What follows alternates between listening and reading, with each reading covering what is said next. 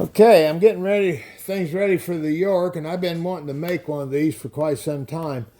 I wanted something I could thread into the nipple on this under hammer and clean it so like a flush tube that you can get from some of the suppliers. I made my own.